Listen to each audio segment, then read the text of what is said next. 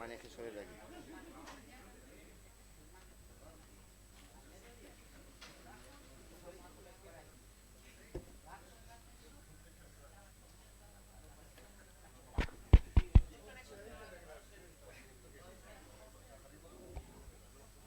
¿No está?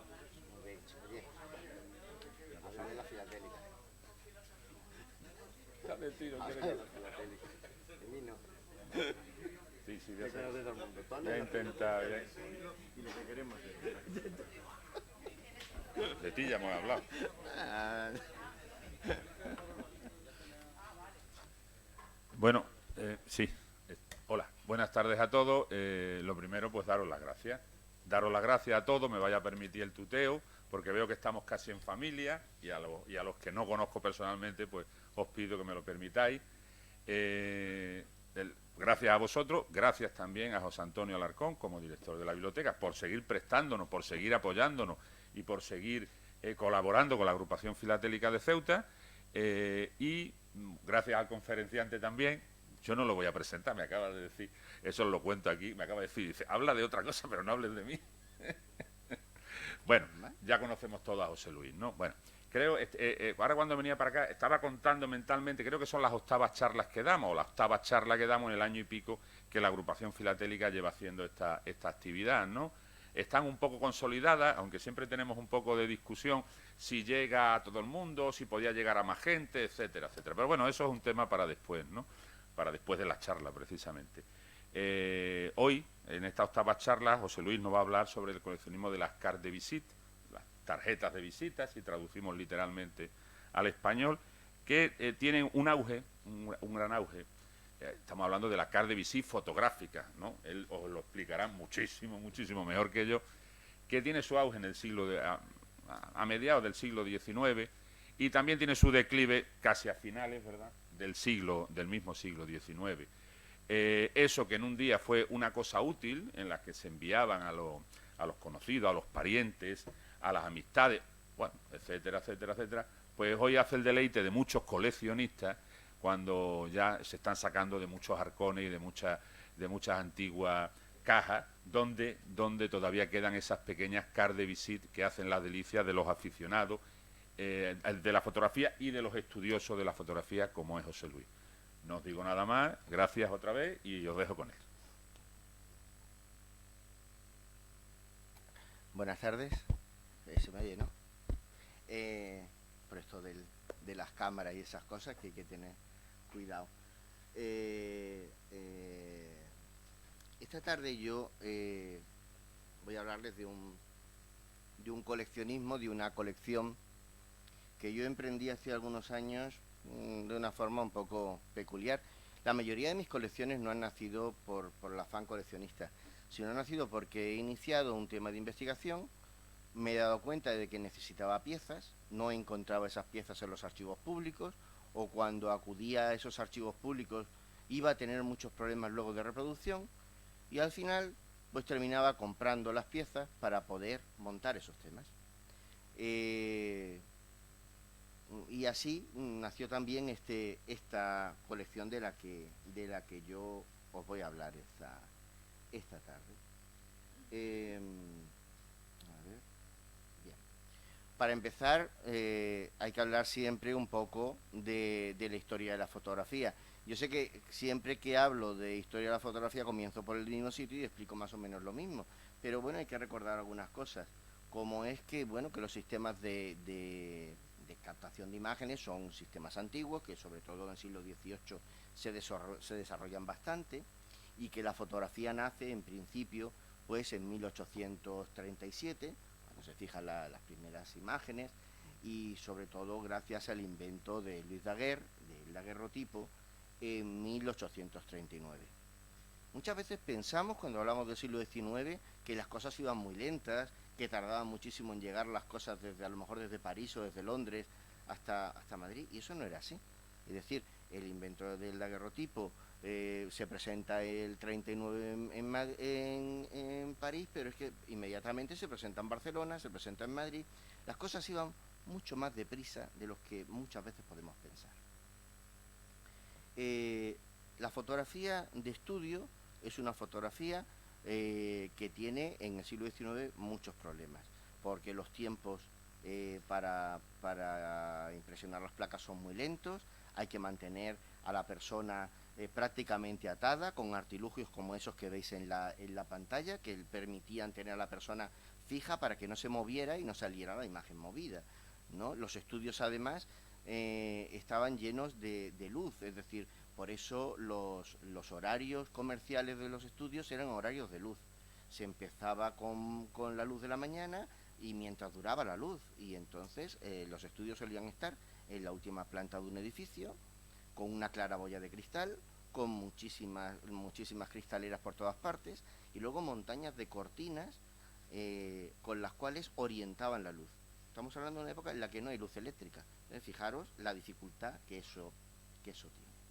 Con todo eso nos encontramos con el primer artefacto fotográfico, como podemos llamarlo, que es el daguerrotipo. El daguerrotipo era una impresión que se hacía en una placa de plata o de cobre bañada en plata, con lo cual ya podéis suponer que era carísimo. Pero es que además la impresión estaba hecha en esa pieza, no había más que esa pieza, era una pieza única.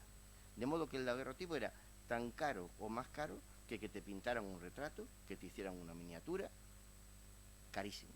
Con lo cual el daguerrotipo se encuentra muy poco, salvo en Estados Unidos, que el daguerrotipo tuvo una vigencia muy larga, de muchos años, y el daguerrotipo americano se encuentra en unos precios más razonables, pero porque son más tardíos, pero sin embargo el coleccionismo de daguerrotipos es un coleccionismo bastante caro. Puedo decir que la media de una pieza de un daguerrotipo está en unos 150 a 250 euros, y que, por ejemplo, la Biblioteca Nacional no llega a tener ni una docena de daguerrotipos españoles. Es decir, que es bastante escaso. Cuando alguien dice, pues yo tengo un daguerrotipo, yo he visto, normalmente no es así. En 1844 aparece el calotipo. El calotipo es un cambio total, porque es un cliché en papel. Entonces ya hay un negativo y un positivo. Ya se puede hacer una copia, pero ya el negativo es en papel, con una serie de líquidos, de procesos químicos, pero ya no tenemos esas necesidades económicas tan enormes que teníamos con otros materiales. Sí es cierto que el calotipo se deteriora con mucha facilidad. Os puedo decir que en España solo hay 2 negativos calotípicos, 2, nada más, y hay muy pocos calotipos. Este calotipo es el calotipo ahora conocido más antiguo de una persona, de un retrato, que es de 1848. Apareció hace 2 o 3 años, en Valencia, y bueno, es el retrato de un músico, de Pascual Pérez Rodríguez, y es una pieza muy notable. Todo empieza a cambiar a partir del descubrimiento del colodión húmedo. ¿Por qué? Porque en 1851 empiezan a utilizarse unas placas de cristal que se bañan con una serie de líquidos y demás, con los cuales ya pueden hacer una fotografía en menor tiempo. Lo que ocurre es que la placa tiene que estar siempre húmeda. Es decir, que el fotógrafo, cuando viaja, cuando va a hacer fotografías fuera, tiene que llevarse su propio estudio, su carromato. Por eso veis esta foto en la que Lauren, el gran fotógrafo Lauren, lleva su carro y ahí tiene que bañar la placa para poderla hacer en el momento. Es decir, desde 1851 ya tenemos la facilidad, bueno, de poder hacer una placa en un tiempo menor. Pero fijaros el aparataje que lleva, es decir, así vinieron los fotógrafos en 1859-60 a Ceuta, con un carromato en plena guerra, y en la foto el pobre de Facio viendo los tiros que pasaban. Claro, así resulta que las fotos de guerra casi no son fotos de guerra. Realmente la foto del campamento, el militar que está posando, porque tú con los tiros no te vas a poner. Métete en el carro, prepara la placa, métela en el chasis y ahora. Es decir, es que nos parece que la fotografía es como, dame el móvil que voy a hacer una... No, estamos hablando de una cosa diferente. Entonces, a partir de 1853, 2 años después, ya se está utilizando en España. La está utilizando el conde de la Elipa, y en el 55 se generaliza su uso. A partir del 55 todo el mundo utiliza colodión húmedo. Y eso va a ser así hasta 1880. En 1880 aparecen las placas de gelatino bromuro, que son unas placas que ya vienen preparadas, industriales, son en seco, ya no tienen que llevar todo eso, ya el fotógrafo no tiene que preparar la placa y ya todo es mucho más rápido. partir del 80, la fotografía es totalmente digital. Lo más cómodo para el fotógrafo, una de las cosas más cómodas es la estereoscopia, que son esas placas dobles que permiten ver una imagen en 3 dimensiones. Realmente es que desde el principio, desde el daguerrotipo, ya se hacían estereoscopias, porque el afán de conseguir una imagen en 3 dimensiones fue una cosa que se tuvo desde el comienzo. Lo que ocurre es que, claro, con placas grandes y tal era difícil de hacer. Fotógrafos como Facio, cuando vienen durante la guerra del 59-60 a Ceuta, llevan su cámara grande y llevan una cámara de estereoscopia. ¿Por qué? Pues porque es una cámara más pequeña, con unas placas más manejables y pueden hacer muchas más cosas. Entonces, bueno, pues eso funcionaba. Los formatos pequeños ya se veía, no eran tan lucidos, pero bueno, dentro de todo. En 1857 Lauren está haciendo estereoscopias, Facio, ya digo, hace estereoscopia en 1860, y bueno, a finales del siglo XIX las casas comerciales hacen estereoscopias por todas partes, estereoscopias de Marruecos y tal, que se venden pues en copias múltiples que tienen un éxito enorme. Hay un coleccionismo de estereoscopias muy grande y además es uno de los divertimentos de la época, es decir, reunirse en casa, reunirse en una sociedad y con un proyector ir viendo imágenes imágenes de países, de cuadros, hay de todo. La primera imagen estereoscopia de Ceuta es de 1858, está montada en una cartulina tipo francés y la tenéis ahí, representa el hacho. Ese es si veis ahí, este sería la parte lateral de los edificios centrales del hacho. Y bueno, está prácticamente igual, es decir, la puerta que da al patio está ahí en medio, que hoy día tiene los 2 cañones, pues está ahí. Es el edificio central del hacho. Es la fotografía más antigua ahora mismo que tenemos de Ceuta, anterior al viaje de Facio a Ceuta en 1859. ¿Qué es la carte de visite? La carte de visite no es más que un formato. En 1854, el fotógrafo Dizery se le ocurre hacer una placa, una cámara, inventar una cámara con varios objetivos. ¿Qué es lo que hace eso? Hace que tienes la cámara con tu placa y entonces en la misma placa divides y aprovechas la placa para hacer 4 imágenes distintas u 8 imágenes diferentes. Claro, eso abarata muchísimo. Estamos ante una cosa similar a lo que sería en nuestra época, porque aquí jóvenes casi veo que no hay ninguno, todos nos hemos hecho fotos de carnet y de pasaporte y sabíamos que íbamos y nos hacían de un tirón las 4 o las 6 fotos, las cortaban con el mismo disparo, ¿no? Pues esto funcionaba exactamente igual, es decir, este formato de 89 milímetros por 54, es decir, prácticamente un 6x9, lo que sería luego después un 6x9, ese era un formato que permitía hacer estas tarjetas, te daban tus 4, tus 8, tus 6 imágenes, y tú con eso, pues las regalabas, las dabas. Claro, ¿qué pasaba? Estaban impresas, como hemos visto, con los guión húmedo, un papel muy finito y adherido a unas cartulinas. Ese tipo de imágenes son estas. Esto luego después podréis verlas, yo me he traído unas pocas. Por ejemplo, esta es una imagen, concretamente, este es un retrato de Napoleón III, precisamente de Dizery. Es decir, del fundador, tengo varias de Dizery, por ejemplo, esta otra que es la de la emperatriz Eugenia, que es esta misma, que la veis, pero esto es como sería la imagen impresa. Esto sería las copias que se hacían múltiples de las grandes casas. Luego tenemos las fotos tradicionales, que era la impresión pegada con una cola al cartón. Cuando esto no se guardaba, no se pegaba, estos papeles se enrollaban, se quedaban hechos rollos y al final se destruían con mucha facilidad. Por eso había que tenerlos adheridos. Entonces, la importancia, por eso me he traído algunas días para que veáis la diferencia que hay entre la que está impresa en la propia, está revelada en el propio cartón, y las que están hechas de forma tradicional en un estudio normal y que luego después se pegaban en sus cartulinas.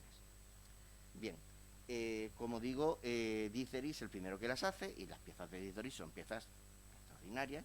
Esto tiene un enorme éxito, es un formato muy popular, y realmente entre 1860 y 1870 es la técnica más utilizada en España. Realmente desaparece prácticamente en 1880. ¿Por qué desaparece en 1880? Porque hemos dicho que es el año en que entran las placas de colodión, las placas secas, y con las placas secas ya no es necesario aprovechar ni todo este lío de la placa, sino que ya la gente quiere formatos mucho mayores, está el cabinet, está el imperial, es decir, formatos grandes. La gente quiere ya fotografía grande. Por tanto, ¿cuál es la ventaja que tiene la Carte de Vichy para un historiador de la fotografía? Pues estamos hablando, y parodiando a las últimas jornadas de historia, de arqueología de la fotografía. Tenemos la suerte de tener un tamaño que es el que se utiliza en un 95% de los casos en todo el mundo, entre 1855, 57 hasta 1880. Todo lo que tenemos de ese tamaño sabemos que es de esas fechas, con lo cual cuando nos encontramos una pieza firmada tenemos la confirmación de que ese fotógrafo es anterior a 1880. Esto tiene sus repercusiones, porque por ejemplo, todo el campo de Gibraltar niega haber tenido fotógrafos anteriores a 1880, salvo Gibraltar, y nosotros hemos negado igual en Ceuta. Y sin embargo, al ponernos a estudiar, a comprar, a estudiar las Cartes de Vichy, nos hemos encontrado que no es cierto, que había un montón de fotógrafos que se olvidaron, porque claro, aquella gente no se pudo poner al día, como nos pasa ahora con cualquier avance tecnológico. Es difícil que una generación que ha vivido un avance tecnológico se adapte al siguiente. Los fotógrafos de la Carte de Vichy no se adaptaron nada bien a los sistemas de las placas secas, con lo cual esos fotógrafos desaparecieron y la gente los olvidó. Y realmente, estamos hablando de que el formato de Carte de Vichy es un formato que funciona en unos años, que para que nos hagamos una idea, estamos hablando de nuestros cuartos abuelos. Si nos ponemos en una familia que todo el mundo conoce como es la familia real, estamos hablando de que en este tipo fotográfico solo se fotografía Isabel II, Francisco de Asís y sus hijos niños, Alfonso XII niños. ¿Comprendéis? Es decir, que no vamos a encontrar un retrato que no sea de nuestros quintos abuelos en Carte de Vichy. Es un artefacto fantástico para conocer la historia de la fotografía. Se hace en todas partes. Por ejemplo, ahí tenéis una de uno de los fotógrafos más importantes, ahora mismo está muy bien estudiado por María Santos, que es Antonio Napoleón, que tiene un libro fantástico de Napoleón. Y bueno, en el 80 la Carte de Vichy pierde totalmente su función. ¿Por qué? Pues porque aparecen los nuevos formatos. Como veis, esa es la diferencia, es decir, el formato que se pone de moda es este, es el cabinet. Entonces el cabinet desplaza totalmente a la Carte de Vichy. Ya la Carte de Vichy no se reparte del mismo modo y tal, y esta es la diferencia de tamaño, esto es lo que se pone de moda, y a partir de ahí montañas de tamaños. Ya no podemos seguir, ya los tamaños no nos sirven para hacer una datación, pero hasta 1880 esto es lo que vale. Y es muy interesante, porque es como para un arqueólogo el poder saber los estratos a que corresponden, o que le aparezca una moneda, pues exactamente lo mismo. Esa es la importancia que para nosotros tienen estos formatos.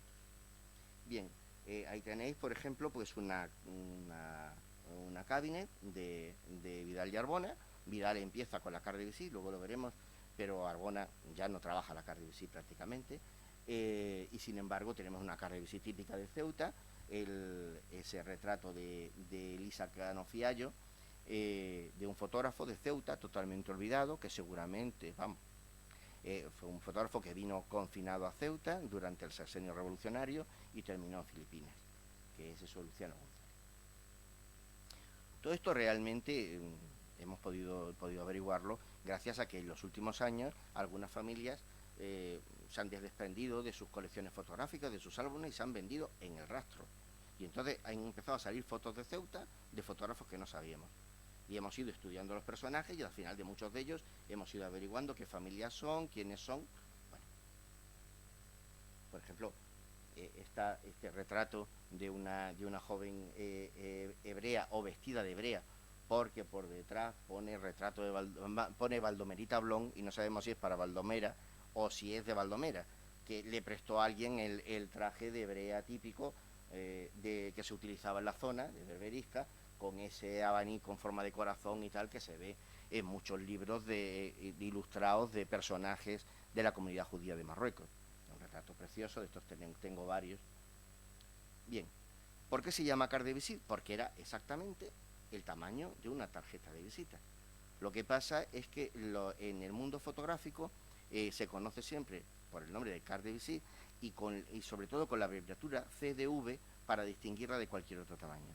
Es decir, esto es una cosa que está totalmente estandarizada, es el primer estándar fotográfico. Entonces, ya digo, es muy fácil porque... Y esto, como os digo, igual que las tarjetas, se repartía entre los amigos y muy pronto empiezan a hacerse tiradas masivas. Se reconocen estas tiradas masivas porque, como digo, está impresa en el propio cartón y no como las otras que están pegadas sobre el cartón. ¿Vale? Nace así lo que la academia llama el tarjeteo, que es el intercambio de tarjetas. El intercambio de tarjetas que, bueno, ahí tenéis una curiosidad, una tarjeta manuscrita de un fotógrafo de Ceuta, ¿no? Dibujada por él, una tarjeta de un fotógrafo. Diteri se hace famoso y rico gracias a las carte de visite y sobre todo gracias a los retratos de Napoleón III, que lo tenéis ahí, y de la emperatriz Eugenia de Montijo, la emperatriz Eugenia, hermana de la duquesa de Alba, y estos son dos de los retratos que más venden. Los retratos de la familia imperial francesa se venden en los 50, 60 por miles, y es un éxito.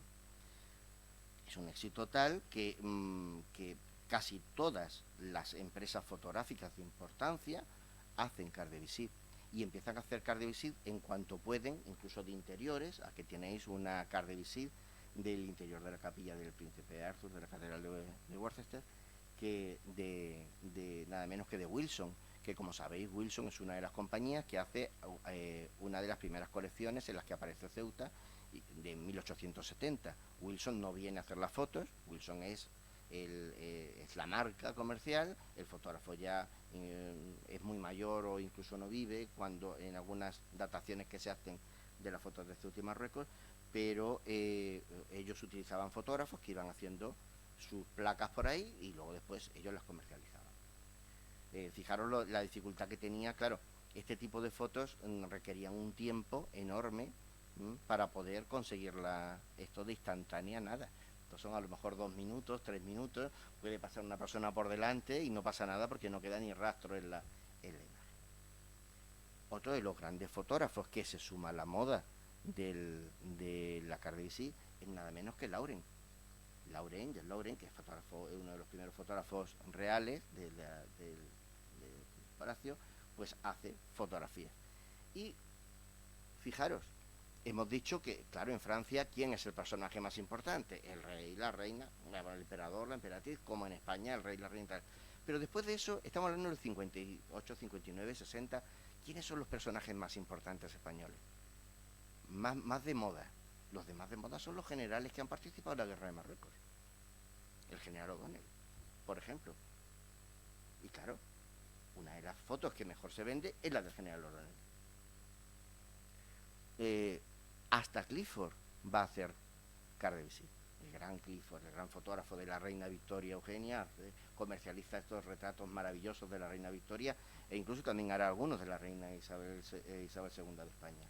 Son retratos espectaculares, son de los mejores, de los más difíciles de conseguir, de las piezas más interesantes. Todos ellos además tienen siempre la información detrás del fotógrafo, dónde está el estudio, este tipo de cosas que son espectaculares.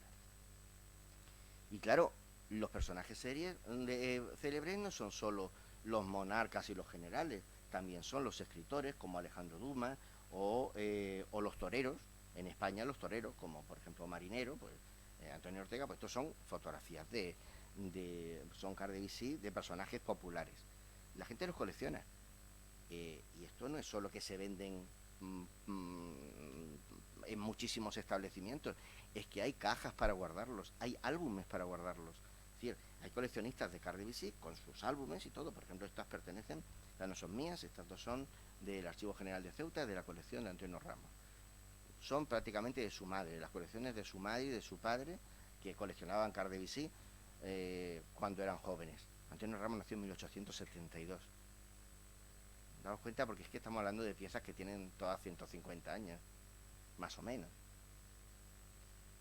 Claro, se hacen estampas fotográficas, claro, de santos, de cuadros, de imágenes, y efectivamente se regalan. Uno de los que más hace esto es el gran fotógrafo y retratista de Cádiz, Rocafull, pero es que las hay de todos. Ahí pongo una muy curiosa, que es la Divina Pastora. Como saben, bueno, es la devoción de los capuchinos. Pues Fray Cayetano de Igualada, que es nuestro canónigo Salvador Rosa y Calaf, el autor de la historia de Ceuta, le mandó desde Pamplona, cuando estaba en Pamplona en el 83, le mandó esa carta de visita a una de sus sobrinas, que por cierto se vendió en todo colección, como todo se vende en toda colección. Claro, si una cosa tiene éxito, inmediatamente hay copias, hay imitadores, hay plagios. Bueno, los clichés de Lauren son muy buenos, muy bien contrastados, y entonces hay fotógrafos nacionales e internacionales como John Clark que copian las placas de Lauren y hacen reproducciones. Por tanto, por eso empiezan a aparecer en todas partes. Prohibida la reproducción. Empiezan a defender sus derechos de autor. Aquí tenemos el original de Lauren y la copia con mucho menos contraste, porque eso obviamente es una reproducción. Todos hemos hecho reproducciones con cámara en otra época y sabemos que siempre un poquito pierde. Pues ahí la tenéis. La picaresca en el siglo XIX, como puede existir ahora, como ahora mismo se denuncian los derechos de autor. El personaje más popular del momento es Prim. Y además a Prim le encantan las fotos. Se hace retratos por un tubo. O sea, esto de que existan retratos de Prim, es que retratos de Prim hay desde que era jovencito hasta que se muere. Yo creo que es uno de los personajes que más retratado está, por ejemplo, en la Biblioteca Nacional y en Patrimonio Nacional. Y hay cartes de visita de sus cuadros, de los cuadros que le representan en la batalla de los Castillejos, e incluso hay una carta de visita con el rey Amadeo delante de su féretro cuando es asesinado. Es decir, la carta de visita es un medio de comunicación, un medio de mantener una historia gráfica y por escrito impresionante en el momento. La comercialización llega a todo. Se hacen cartes de visita hasta del enemigo, hasta del que ha dirigido la guerra contra las tropas españolas, como Leia Las Bas, que es el que dirige el campamento frente a Ceuta. Pues ahí tienen, sacado de un cliché de Facio, este es del cliché de Lauren, porque hay un cliché de Facio y otro de Lauren. Este es del de Lauren, una carta de visita que comercializan en Cádiz, pues en sus colecciones. Estas colecciones además hay catálogo, es decir, uno iba a la fotografía y le daban el catálogo y decía, yo quiero el retrato de fulanito, y entonces, pues mañana se viene porque este no lo tenemos hecho, o de este sí tenemos copia. Es decir, pues como íbamos nosotros por los cromos o los discos del Viewmaster o yo qué sé, lo mismo. Todos los personajes del momento, la iglesia también, se hacen sus cartes de visita. Tenemos cartes de visita de los obispos del siglo XIX, muchos de ellos que estuvieron más que relacionados con la ciudad de Ceuta. ¿Y la burguesía de Ceuta qué hacía? Pues con mucha frecuencia salía afuera, y cuando salía afuera se hacía sus retratos en los fotógrafos pues de Sevilla, como Francisco Almela, en Cádiz o en Granada. Estos son fotos de la familia de Antonio Ramírez Espinosa de los Monteros y de amigos de ellos que se hacían las fotos cuando iban fuera. Había gente que incluso viajaba fuera de España. Pues por ejemplo, los Dick, que como sabéis todavía viven en Ceuta, pues ellos se hacían sus retratos cuando iban por Europa, y Aníbal Rinaldi, que estuvo de cónsul en Nueva Orleans, pues mandaba su carte de visita a sus amigos y a sus alumnos, como a Antonio, pues le mandó su carte de visita. El foco fotográfico más importante de Cardevisi que teníamos en la zona era Gibraltar. Gibraltar tenía grandes fotógrafos, como Morillo, como Dautez, y bueno, de todos ellos tenemos Cardevisi espléndidas. Otro era, por ejemplo, Cabello y Bruzón, que son los pioneros de la fotografía no solo en Gibraltar, sino también en Tánger. Su estudio lo traslada a su sobrino a Tánger, y también son... Bueno, pues lo que pasa es que ahí tenemos, por ejemplo, una prueba de lo que estamos diciendo, de lo bueno que es la Cardevisi para fechar. No hay Cardevisi de Tánger, de Tánger, porque todas las fotos que hay de Tánger son posteriores al 80, con lo cual todos los tamaños son mayores. No hay Cardevisi de Tánger. Hay Cardevisi de Gibraltar, de Ceuta, de Algeciras, de San Roque, de La Línea, de Tarifa. Poco a poco estoy intentando recuperar para conocer quiénes son los fotógrafos del 19, porque todo el mundo habla de los fotógrafos de viaje, del fotógrafo que ha publicado una foto, pero nadie habla de los fotógrafos que se batían el cobre, que montaron sus estudios de las poblaciones, que es para lo que nos sirve la Cardevisi. Como digo, pues estoy estudiando el tema de los fotógrafos de Algeciras. Estos son Cardevisi que se conservan en el Archivo General de Ceuta, hechos en Gázquez o en Gómez, fotógrafos que muchos de ellos no aparecen en los listados de fotografía y de fotógrafos ni nacionales ni locales. Este, por ejemplo, es uno de los que hemos descubierto, el estudio de Benítez Guerrero. Hay varias fotografías en la colección de la familia Autor, que ha donado Rocío Valrivera y sus hermanos al Archivo General de Ceuta, y que son muy valiosas porque son un fotógrafo totalmente desconocido y que no aparecía en ningún lado. Y además están fechadas, porque bueno, pues todos estos retratos de niños estaban fechados. ¿Y en Ceuta qué pasa? Bueno, pues en Ceuta también tuvimos Cardevisi, y esa fue nuestra sorpresa, y es por lo que empieza todo este lío. En 1864 hay un estudio de un fotógrafo en Ceuta, que es Antonio Arrabal, pero no conservamos ni Cardevisi ni nada de él. Suponemos que lo que hacía era Cardevisi, pero la familia no conservó en la casa de los Arrabal del campo, como nos referimos nosotros a esa casa, la casa que estaba en las murallas merinidas. En esa casa, en la parte alta, había muchas pinturas y había cajas de fotos, pero las fotos estaban sin pegar a los cartones. Entonces, a mí me han contado, mi familia, que habían cientos de rollitos que, como aquello parecía que no valía para nada, los hicieron una pira y los quemaron. Y ahí se fue nuestra historia fotográfica de Antonio Arrabal. Pero Antonio Arrabal firma muchísimos documentos, su partida de matrimonio y tal, como fotógrafo durante años. Luego se le acabó el capricho, dejó de hacer fotografía, fue concejal, le dieron incluso una orden oficial, en fin, fue un personaje importante dentro del mundo económico local.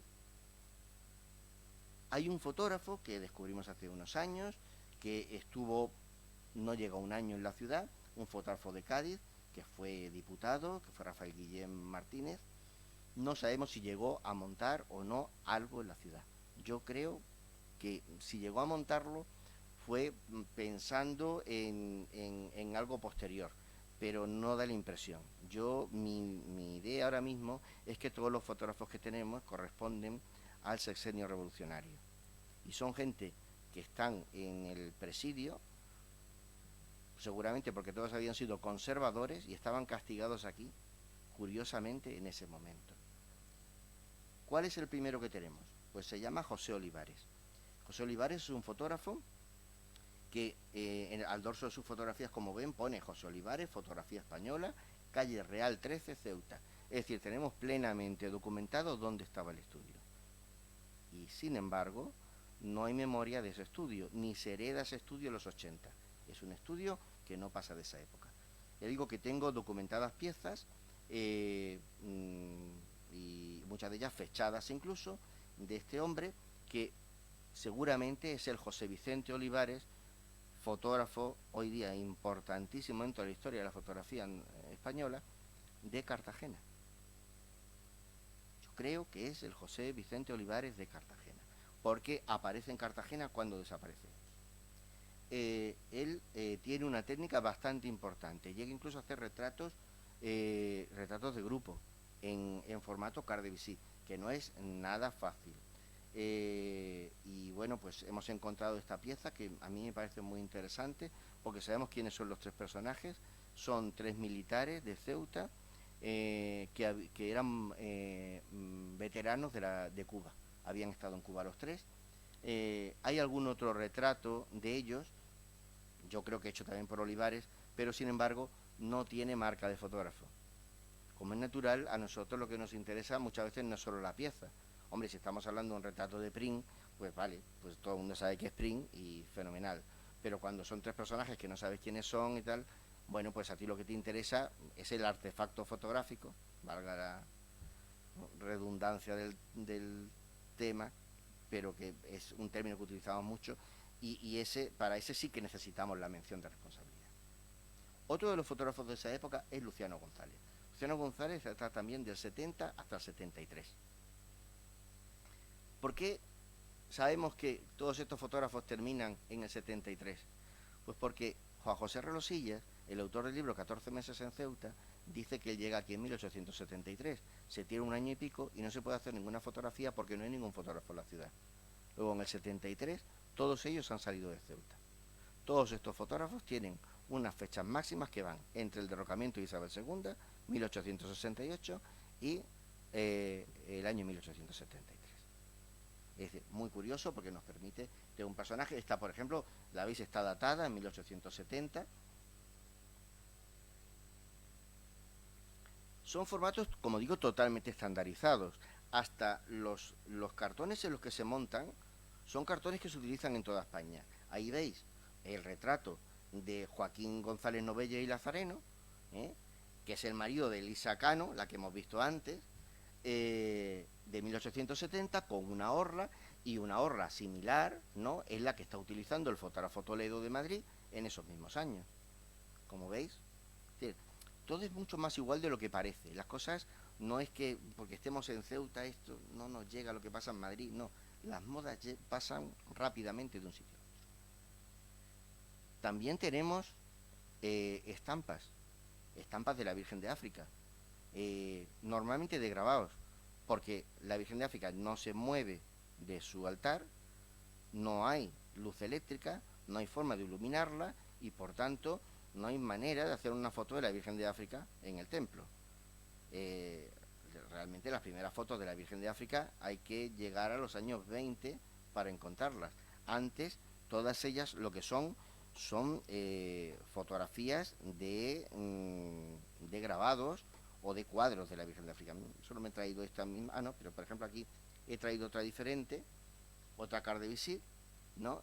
Esta no sabemos de quién es, no está firmada, pero es una carte de visite, y también es un cuadro de la Virgen de África, porque no puedes hacer la foto del interior.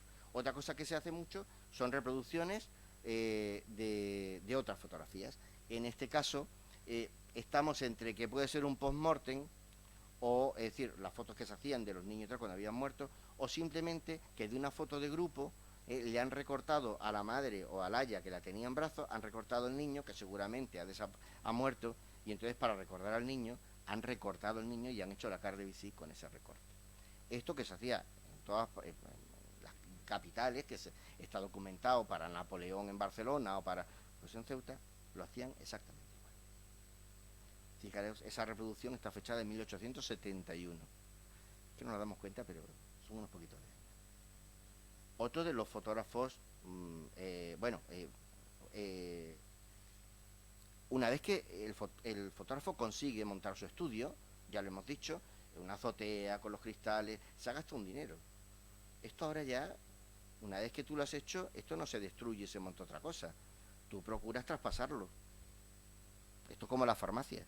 La farmacia siempre está en el mismo sitio, porque una vez que has conseguido que tenga los metros y donde tiene que estar y tal, ya no la mueves. Pues los fotógrafos iban traspasándose los estudios.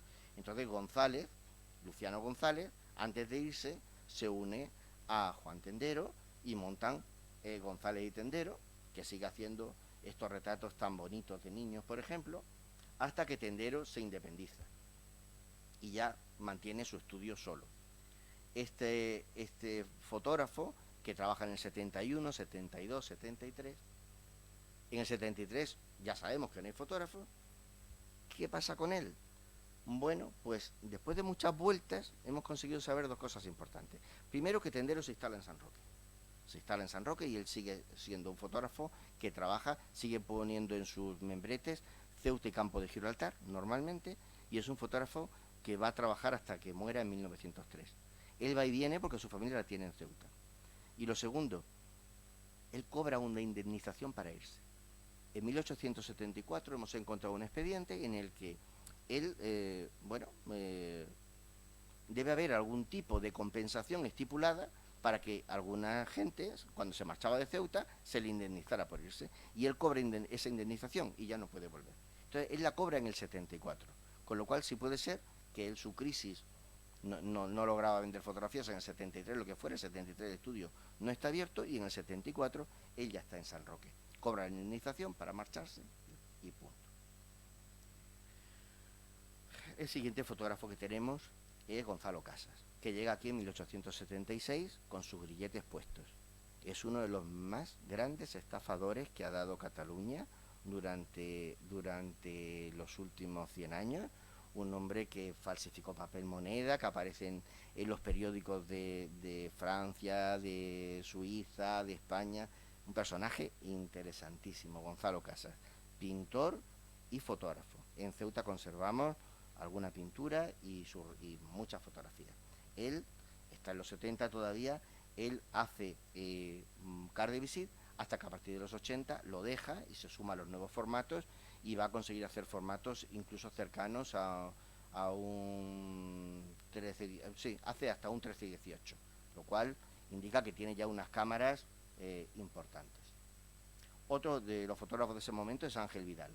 Ángel Vidal sí que comienza con alguna de esas cámaras que había quedado de car de visit y hace car de visit de bastante poca calidad, como vemos. Ángel Vidal luego después se va a asociar a Arbona y ellos dos sí que van a tener un estudio mucho más importante y de mucha más calidad. Ahí vemos una car de visit ya un poco, muy tardía, porque es de 1899, es muy extraño, no hay casi car de visit de Arbona. Arbona incluso cuando utiliza la car de visit ya la monta en un formato un poco diferente, ¿no? Este formato, aunque es exactamente el formato de la car de visit, pero el cartón ya lo montó en un cartón un poco más grande y en otras ocasiones lo montan en unos cartones más cuadrados. Además, Vidal y Arbona, como veis, tiene por costumbre poner una serie de datos detrás, como es, por ejemplo, pues eso, que es un gabinete fotográfico, que utiliza el procedimiento rápido al gelatino bromuro de plata, que está en la calle Mendoza, y claro, para diferenciarse de esos fotógrafos que solo hacían un formato, car de visit, ellos que dicen, retratos de todas clases y tamaños. Es decir, esto es la modernidad, señores. Esto no es un fotógrafo a la antigua. ¿Veis? Ahí tenéis una car de visit, algo mayor, montada en un tamaño mayor, pero sin embargo, el formato, la albúmina sí es un formato de car de visit. Solo algún fotógrafo después, en ocasiones, va a utilizar un tamaño prácticamente car de visit, pero realmente estaríamos hablando de un 6x9, también se utilizan los 6x9 después, pero ya no podemos hablar que lo que hace Vázquez sea una car de visit real, sino bueno, es algo que se lo piden a veces, pero es un tamaño en desuso. Lo que ellos están utilizando son, ya digo, tamaños mucho mayores.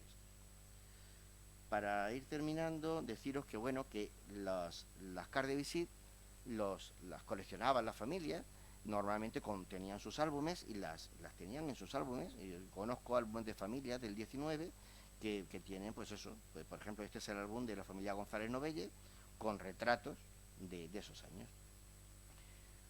La familia Antonio Ramos no solo tenía su álbum de car de visit familiar, sino también que tenía colección, pues eso, de personajes, como eran músicos, cantantes, ya eso era coleccionismo. Hay coleccionistas muy importantes. En este momento aparece el coleccionismo fotográfico real. Y una de las grandes coleccionistas españolas es la Chata, es la infanta Isabel. La infanta Isabel incluso se fotografía en sus salones con sus colecciones de fotografías. Y bueno, realmente esto lo descubrió hace tiempo Reyes Utrera, que encontró una serie de fotos en las que se veían las colecciones dispuestas en sus salas y demás, y sabemos que compraba muchísima fotografía y bueno, de hecho era una colección importante. Bueno, decir que el coleccionismo de Cardiff hoy, pues es, en principio, pues eso, un coleccionismo como cualquier otro de amor a un objeto antiguo o raro o curioso. Otra forma de coleccionar es la que yo os he explicado que me ha llevado a mí a ello, que es el estudio de la fotografía y de los fotógrafos, el poder conocer el origen de la fotografía en una región como la nuestra. Luego también estudiar los personajes que se fotografiaban. Es muy interesante, la Cardiff nos permite ponerle el rostro a toreros, a monarcas, a generales, a músicos, bueno, a todo tipo de personas. Y es cierto que es un coleccionismo, bueno, minoritario, porque sobre todo, bueno, el coleccionar retratos no tiene la magia que tiene coleccionar vistas de una ciudad. Por ejemplo, yo colecciono, por ejemplo, tarjetas postales para conocer la ciudad y otras ciudades, pues bueno, no es lo mismo coleccionar retratos que coleccionar vistas de ciudades. Pero así todo, es muy interesante, muy curioso y a mí pues me llena mucho tiempo y me da mucha satisfacción. Y ese es el coleccionismo que yo quería mostrar. Así que si queréis alguna pregunta y eso, pues charlamos de ello. Muchas gracias.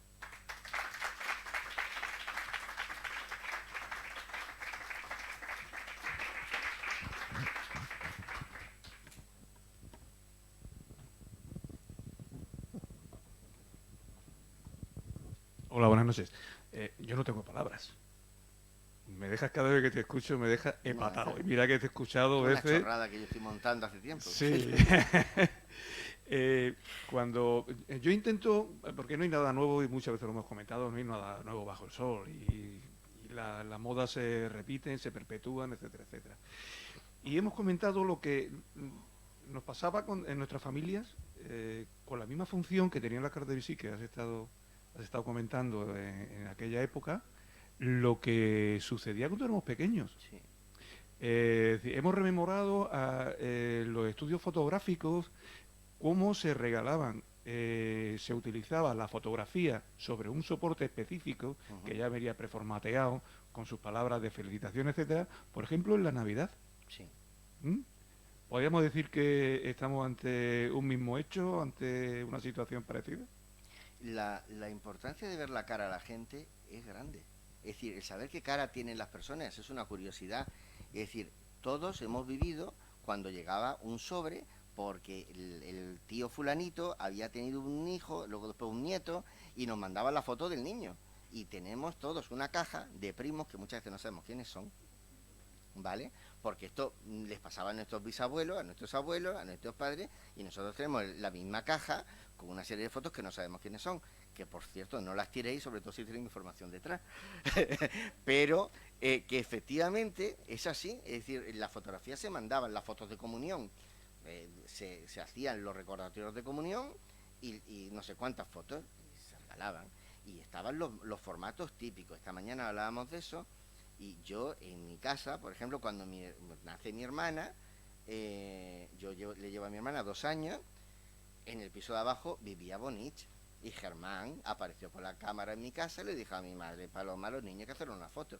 Y entonces la foto, que todo el mundo tiene la misma foto, mi hermana está en la cuna y yo estoy al lado de la cuna. ¿Quién no tiene una foto de esa de los dos hermanos? Es que era lo típico, como la foto de comunión, como la foto... Era muy típico en las ciudades, el intercambio fotográfico, bueno, pues fue una cosa muy normal durante años. ¿Quién no tiene fotos de boda de no se sabe quiénes son? Que además normalmente no sé por qué las parejas de novios siempre mandaban la foto y ponían los nombres, no ponían los apellidos. Y no hay forma de, menos mal, bueno, a veces haciendo arbolitos genealógicos, porque no sabéis, algunas veces cuando nos llegan al archivo alguna caja de alguna familia, yo lo que hago primero es un árbol genealógico. Y después de hacer el árbol, entonces voy montando las fotos para ir viendo quiénes pueden ser. Porque claro, si no, no hay manera, porque la mayoría de veces vienen sin referencia. Y es curioso, ¿no? Muy curioso.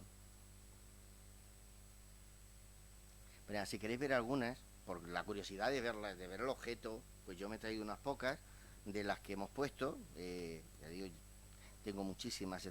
No es raro, ¿vale? Es decir, esto es un objeto que tú puedes encontrar en internet desde 1 euro hasta 800 euros, ¿vale? Porque no es lo mismo la foto de la emperatriz de Eugenia que la foto de una señora que no sabemos quién es, que tampoco sabemos en qué ciudad se hizo ni quién la hizo. Entonces, obviamente, no es lo mismo. Pero, y también hay piezas de una gran calidad y piezas que no la tienen, pero efectivamente son piezas muy curiosas y sobre todo si se circunscribe en un ámbito que a uno le interesa, pues más todavía. Bueno, sí. ¿Siempre se hacían las fotos en estudio? ¿En la calle no salían? En ¿no? esta época no hay forma. Ten en cuenta, tú tienes que tener a la persona normalmente sentada o de pie apoyada en algún sitio para que no se te mueva. Tiene que estar, bueno, de hecho, yo tengo muchas piezas fotográficas, por ejemplo, hechas en Vidal y Arbona, en las que se ve como la niña tiene una argolla cogiendo la pantorrilla. ¿Vale? Porque ese artilugio que habéis visto aquí, este artilugio es real, vamos a ver. Esto a la gente la mantenían quieto para que no se moviera. ¿Qué idea me está dando a mí? Tú ves, mira, con estos artilugios los tenían cogidos, les ponían una especie de argolla que les mantenía el cuello derecho, por eso están todos tiesos, y la mano la tenía que tener apoyada, y claro, y los niños desesperados. Esto es mucho peor que cuando había que esperar que te sacaran el pajarito. Esto es mucho peor que el pajarito.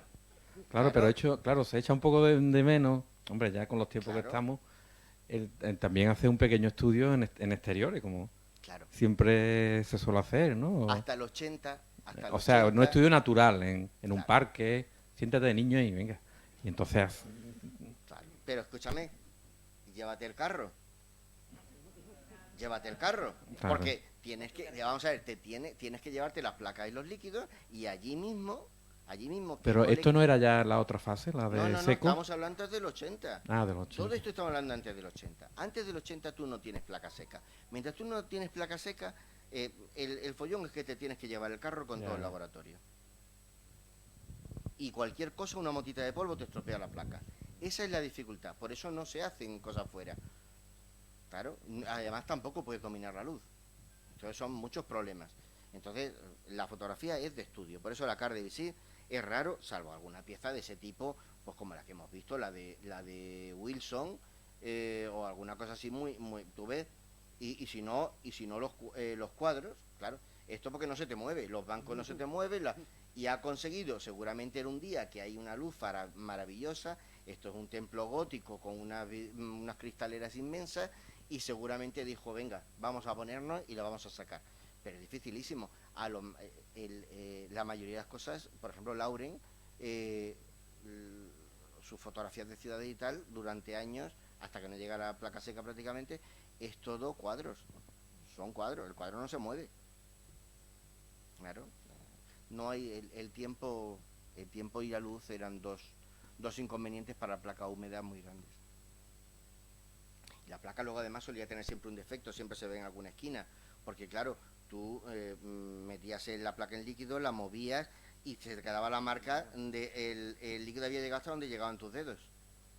Normalmente tenían la marca es una curiosidad, ¿no? Ya digo que son unas piezas muy curiosas. Muy bien. Pues nada, si queréis ver alguna, aquí están.